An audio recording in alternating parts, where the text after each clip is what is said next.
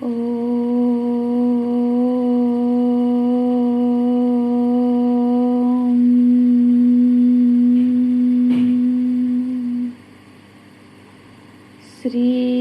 परमात्मने नमः। अभ्यासेऽप्यसमर्थोऽसि मत्कर्म परमो भव। मदर्थमपि कर्माणि कुर्वन् सिद्धिमवाप्स्यसि। अथैतदप्यसक्तोऽसि कर्तुं मद्योगमाश्रितः।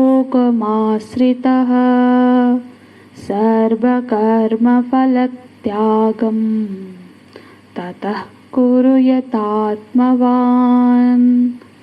ततः कुरु यतात्मवान्।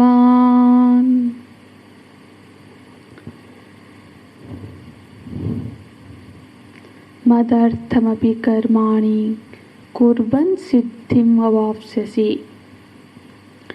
सिद्धिम् अवाप्स्यसि, सिद्धि प्राप्त होगी। कब? जब कोई व्यक्ति खूब सेवा करेगा, खूब सत्कर्म करेगा, भगवत समर्पण के भाव से जब वो कर्म करने लगता है, तब अंतःकरण शुद्ध होने लगता है। और जो अंतःकरण में जो तमोगुण रजोगुण है उसका नाश होने लगता है। सारे संस्कारों का जो पूर्व के संस्कार है, वासनाएं है अंतःकरण में, वो क्षय होने लगते हैं। फिर उसकी स्थिति अभ्यास योग में हो जाता है। मतलब जो 10वें श्लोक का साधक है, वो जब निरंतर उस साधना को करते रहता है, फिर उस एक दिन धीरे धीरे उसमें ऐसे स्थिति बनती है कि वो 9वें श्लोक के जो साधक है उस स्थिति में पहुंच जाता है, एक सोपान आगे की तरफ। फिर अभ्यास से, निरंतर प्रयास से एक दिन ऐसी स्थिति आती है कि वो 8वें श्लोक के धरातल पर पहुंचता है, जो कि ध्यान योग का साधना है। कर्म योग, फिर अभ्यास योग, फिर ध्यान योग पर, ऐसे इसका क्रम है। पर यदि ऐसी स्थिति हो कि अभी हम मन बुद्धि तो हम नहीं लगा पा रहे हैं, अभ्यास भी नहीं कर पा रहे हैं, और तो और भगवान हम सारे कर्मों को आपके के लिए ही, भगवान के लिए ही कर्म करें, सारे कर्म कर सके, ऐसा भी नहीं कर पा रहे हैं। अगर स्थिति ऐसी हो तो मतलब स्थिति कैसी क्या है, जहाँ पर व्यक्ति ये अनुभव कर रहा है कि मैं जो 24 घंटे है उसमें कुछ ऐसी चीज़ें तो करता हूँ कि जो मेरे श्रद्धेय के लिए, प्रभु के लिए, भगवान के लिए अनुकूल हो। उनके मतलब मैं कुछ जाप अनुष्ठान करता हूँ, पूजा अनुष्ठान करता हूँ, कुछ सेवा कर्म करता हूँ, पर मेरे भी ऐसी स्थिति है कि मैं बहुत से ऐसे भी कर्म कर रहा हूँ जो अपने भोग के लिए, जिसमें मेरी वृत्ति, मेरी भावना ऐसी रहती है कि इससे मुझे सुख प्राप्त होगा। अपनी भोग वृत्ति को, अपनी वासनाओं को की पूर्ति के लिए, अपने कामना वासनाओं का पूर्ण करने के लिए, उसके लिए मैं बहुत सारे कर्म भी करता हूँ। तो कर्म योग जिसकी चर्चा भगवान 10वें श्लोक में कर रहे हैं, कर्म योग का अर्थ तो ये है कि उसके सर्व कर्म समर्पण भाव से ही होता है। मतलब हम ऐसे ही वस्त्र पहनते हैं जो हमारे साधना के लिए अनुकूल हो। हाँ, मतलब छोटे से छोटे चीज़ें भी हमारे जीवन की दिनचर्या, सारा चीज भगवान के इर्द गिर्द ही होती है। उनके हम हर चीज़ से पहले ये सोचते हैं उस स्थिति में कि क्या मेरी ऐसा कर्म, ये यहाँ जाना, वहाँ बैठना, इस तरह की बातें करना, ये भोजन करना, वो सब बिल्कुल साधक के दृष्टिकोण से भगवान को प्रिय होगा या नहीं होगा। क्या ऐसा कर्म मैं भगवान को अर्पण कर सकता हूँ या नहीं, ऐसा भोजन अर्पण कर सकता हूँ या नहीं, तो वो भोजन वो नहीं करता है, जो उसको लगता है कि ये भगवत अर्पण के योग्य नहीं है। वो ऐसे वस्त्र नहीं पहनता है जो ऐसा लगे कि एक साधक के लिए नहीं है। तो अब सारा चीज उसका भगवान के को ध्यान में रखते हुए हो रहा है। पर जो चौथा नंबर का साधक है अभी इस सोपान में, वो कहता है कि भगवान, मैं ऐसा नहीं कि मैं बिल्कुल कुछ नहीं कर रहा हूँ, पर 24 घंटे मेरा अपना सारा कर्म भगवत अर्पण में नहीं कर रहा, मैं अपने व्यक्तिगत इच्छा पूर्ति के लिए भी बहुत सारे कर्म कर रहा हूँ। तो प्रभु, ऐसी स्थिति में मेरी जो स्थिति है, ऐसी स्थिति में मेरे उत्थान के लिए, मेरी आध्यात्मिक उन्नति के लिए मेरे लिए क्या आदेश है? तो भगवान वो तो कृपामय हैं, तो वो बोलते हैं अथ एतदपि अशक्तोऽसि कर्तुं मत् योगम् आश्रितः। अथ एतत् मतलब मत योग, यहाँ मत योग जो बोला गया वहाँ पे जो 10वें श्लोक में मत कर्म परमो भव, उसी को यहाँ पे मत योग शब्द में मतलब उसको उसी शब्द से व्याख्या की गई है। अथ एतदपि अशक्तोऽसि, क्या तुम मेरे लिए ही कर्म करने में असमर्थ, तुम अपने आप को असमर्थ पा रहे हो? क्या ऐसा है?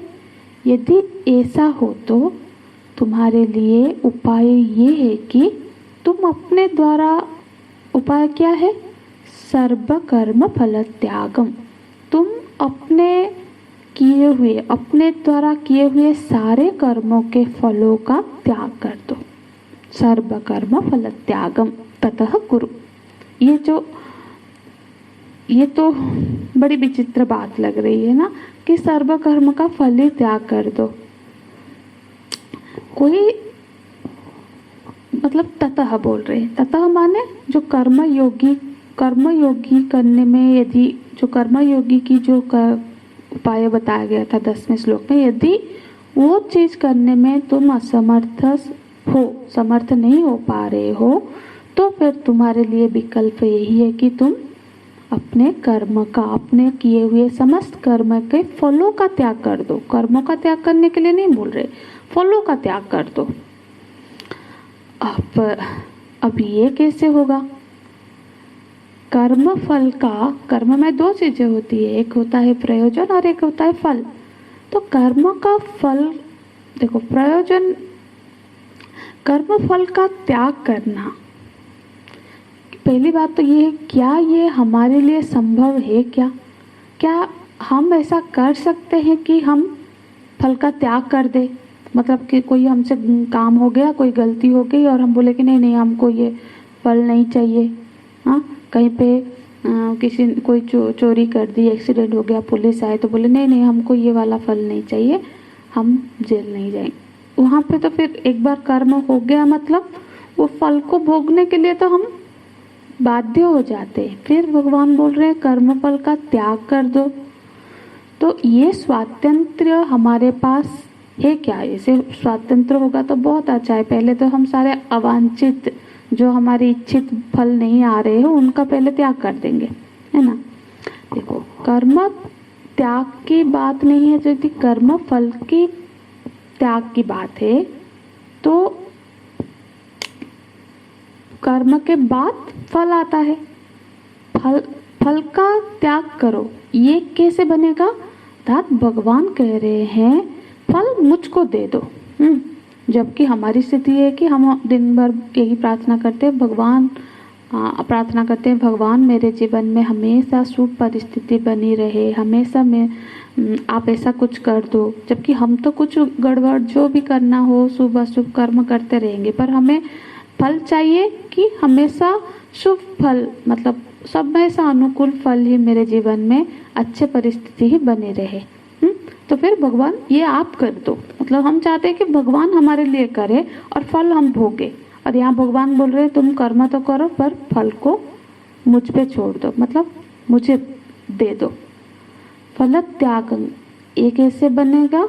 कोई जैसे, ये तो ऐसी बात हो गई जैसे कि किसी किसान ने 3-4 महीने तक खेतों में बहुत मेहनत की और फसल जब आएगा तो फिर उसको कोई बोले ये फसल तुम मत लो। या फिर महीने भर काम किया जॉब में, फिर जब सैलरी का डेट आया फिर उस दिन उसको बोला जाएगा कि ये सैलरी में तुम्हारा अधिकार नहीं है। तो कर्मफल, एक्चुअली कर्मफल किसको बोलते हैं? जो कर्म किया है उसका जो परिणाम है उसी को बोलते हैं फल, कर्म का परिणाम। हमने कोई बड़ा सा काम किया, फिर जब क्रेडिट देने की बात आई फिर किसी और को दे दो, ऐसा नहीं बनता ना। क्योंकि फल क्या होता है? फल है प्रशंसा, भोग, धन, पद, प्रतिष्ठा, ये सब हमारे कर्मों का फल होता है। कर्मों के फल के रूप में हमको भोग प्राप्ति होती है। चाहे शुभ कर्म, अच्छे कर्म किए तो हमें सुख की प्राप्ति होती है, बुरे कर्म किए तो दुख की प्राप्ति होती है। हाँ, तो ये क्या संभव है? क्योंकि कर्म सिद्धांत तो ऐसा कहता है कि अवश्यमेव भुक्तव्यम कृतकर्मं शुभाशुभम। जो वहाँ पर जो भी कर्म हमने किया है अवश्यमेव भोक्तव्यम, भोगना ही पड़ेगा। यदि हमने अच्छा कर्म किया है उसको भी भोगना पड़ेगा, बुरा कर्म किया है तो वो भी भोगना पड़ेगा। यही कर्म सिद्धांत है। तो ये जो बात भगवान बोल रहे सर्व कर्म फल त्यागम, यहाँ पर फल त्याग का अर्थ केवल ये है कि जो फल आ रहा है, मतलब जो रिजल्ट आ रहा है, जो परिणाम आ रहा है, उसको प्रसाद बुद्धि से ग्रहण करो। फल त्याग संभव नहीं होता है, पर कर्म का जो फल आ रहा है, चाहे वो अनुकूल फल हो चाहे प्रतिकूल फल हो, हमने अपने इच्छा पूर्ति के लिए कर्म किया तो उसका फल अवश्य आएगा ही।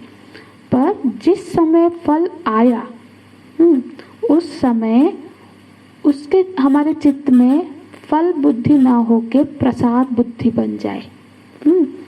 ये जो साधना है, ये जो प्रसाद बुद्धि बनाने की साधना है, ये जो 11वें श्लोक में जो उपाय, जो साधना है वो है कर्म हो जाने के बाद करना। क्योंकि कर्म करते हुए तो हमने अपनी इच्छा की, अपनी वासना, अपनी कामना की पूर्ति को लक्ष्य में रखते हुए कर्म कर लिया।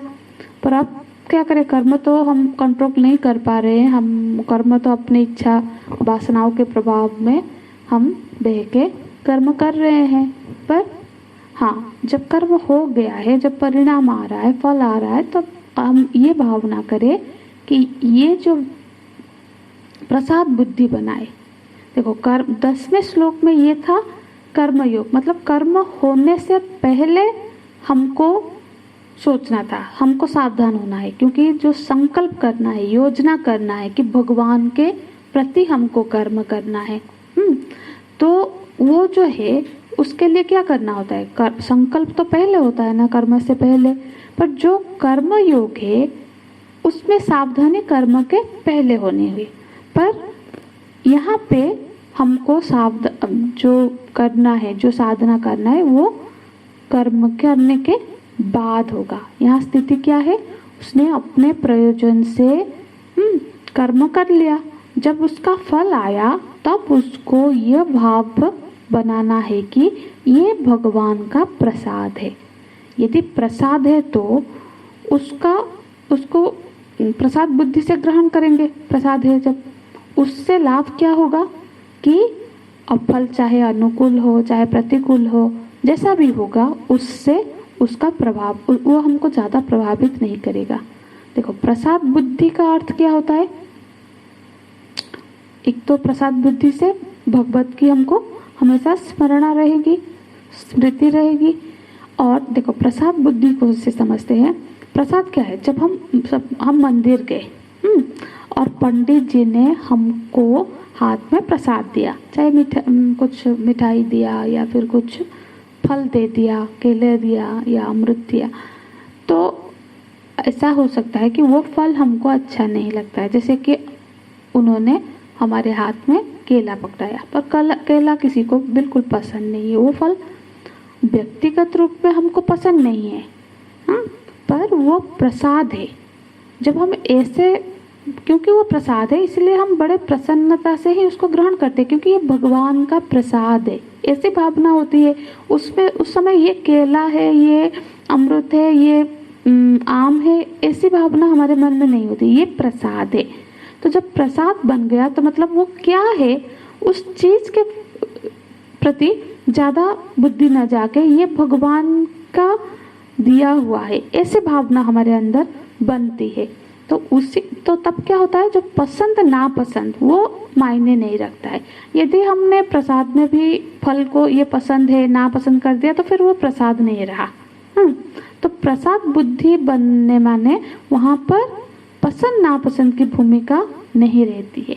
इसीलिए जीवन में भी जो भी फल आ रहा है, शुभ आ रहा है अशुभ आ रहा है, तो वो भगवान ने दिया हुआ प्रसाद है।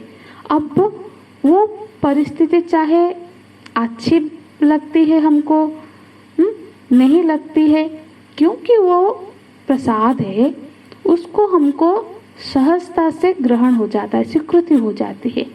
तो जब हम अपने प्रयोजन के लिए कार्य करते हैं, और वो जरूरी नहीं है कि हमने जब प्रयोजन के लिए अपने लिए ही कार्य किया तो बहुत सारे अशुभ कार्य भी हुआ है हमसे, शुभ कार्य ही थोड़ी ना कर लेते हैं हम। तो जब अच्छे कर्म किए बुरे कर्म किए तो अशुभ कार्य का परिणाम भी अशुभ ही आएगा। तो जब वो परिणाम भी आएगा तो फिर हमारे पास कोई चारा नहीं है।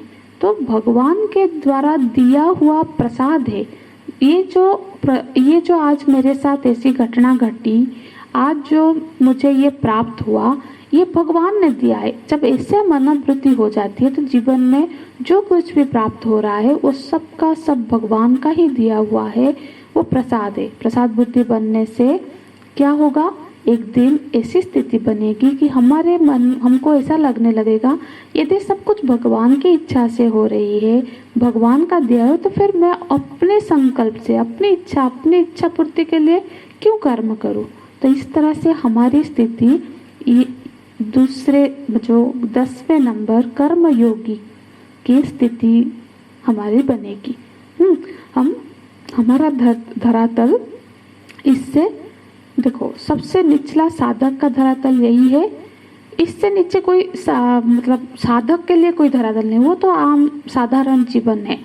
साधन का सोपान कहाँ से शुरू होता है, आरंभ होता है जहाँ वो अपनी प्रत्येक उपलब्धि को भगवान का प्रसाद समझता है। ये शरीर भी हमें उपलब्ध हुआ है, मिला है, भगवान के प्रसाद है। मतलब ये जो चीज हमें मिली है वो भगवान से मिली है, उन्होंने दिया है। माता पिता हमें प्राप्त हुए हैं वो भगवान की अनुग्रह से प्राप्त हुए हैं।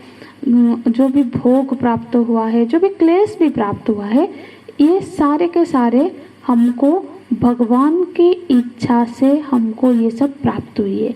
तो ये भगवान से फिर धीरे धीरे ये हमको भगवान से जोड़ देता है, और यही है साधना की पहली सीढ़ी। तो इससे आगे का फिर सफर, साधना आध्यात्मिक सफर साधक का शुरू होता है। ओम तत्सत।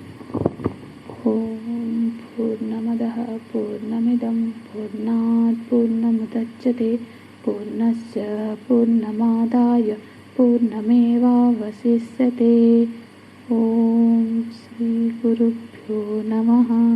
हरि ओम। शांति शांति शांति।